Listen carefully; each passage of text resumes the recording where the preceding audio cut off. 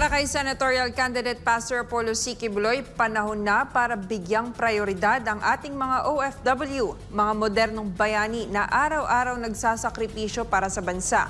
Kaya isinusulong niya ang maayos na pension system at sapat na legal at medikal na suporta para sa kanila saan mang sulok ng mundo. Si Chairlight magbabalita.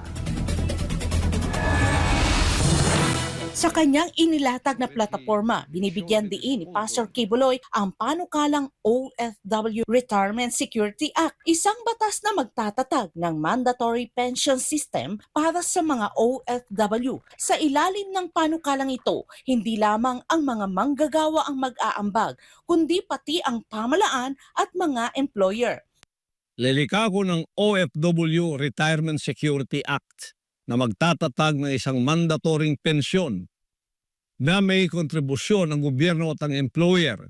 Dagdag pa ni Pastor Quiboloy, isusulong niya ang Retirement Saving Program na magbibigay ng mga tax incentives para sa mga OFWs. Sa ilalim nito, magkakaroon sila ng tax deductions para sa kanilang kontribusyon at tax benefits kapag sila ay magwi-withdraw ng ipon para sa kanilang pagre-retiro. Isusulong ko rin ang tinatawag na Retirement Savings Program, RSP, kung saan magkakaroon ng tax incentives ang mga OFWs katulad ng tax deductions para sa kanilang kontribusyon at tax benefits on withdrawals. Hindi lang pensyon ang naistutukan ni Pastor Quiboloy para sa mga OFW. Kabilang din sa kanyang advokasya ang pagsusulong ng batas na magtatakda ng mandatory deployment ng legal at medical attaches sa bawat konsulado at diplomatikong post sa buong mundo.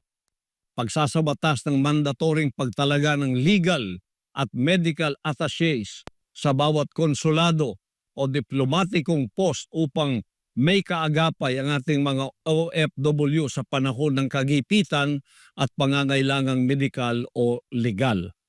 Ang mga panukalang ito ni Pastor Apollo C. Quiboloy ay sumasailalim sa mga patuloy na hinaing ng mga OFW mula sa iba't ibang panig ng mundo.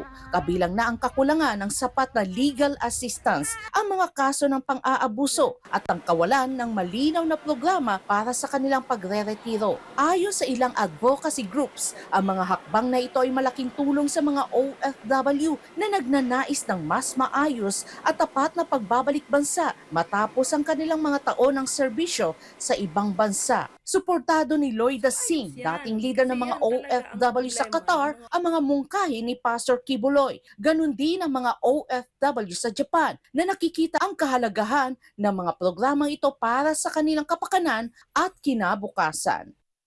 So ayos yan, kasi yan talaga ang problema ng mga OFW, lalo na sa Middle East. Kasi hindi lahat ng nag-a-abroad, OFW, malalaki ang sahod, nagdepende din yun sa posisyon, nagdepende din yun sa mga yung skills, may mga professionals, may mga dito sa mababang level, mas pabor siya. So para sa akin mas okay yan. Support po tayo. Sobrang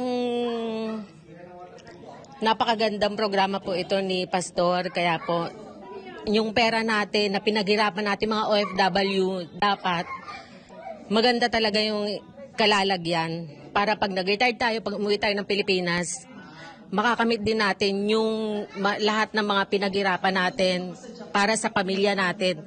Tsaka para sa buong Pilipinas, naway magbago na. Ipaglaban natin ang Pilipinas. Duterte, Quiboloy, paglaban natin. Para sa akin is good yan para sa mga OFW. Maalagaan nila yung health nila. Tapos yung bukod sa pera, 'di ba? Imbis na ipapagamot nila yan sa ospital, malilibre na sila. Yung pampadala nila ng pera sa ibang bansa, sa pamilya nila, maiipon nila, kumbaga maitatago nila, madadagdagan pa yung pampadala nila. Isang magandang plataforma to kay galing sa ating Pastor Quiboloy kasi sa mga OFW kailangan natin 'yon lalo na pag umuwi ng Pilipinas para magiging maganda yung pera nila kung saan napupunta. At syempre kailangan suportan ng gobyerno din yun. Kasi yun nga, dahil marami tayong sa ibang bansa, ginagawa yung best para lang magkaroon ng magandang buhay. So isa tong magandang plataforma para sa mga OFW. Para sa Diyos at sa Pilipinas kong mahal, Cherry Light, SMNA News.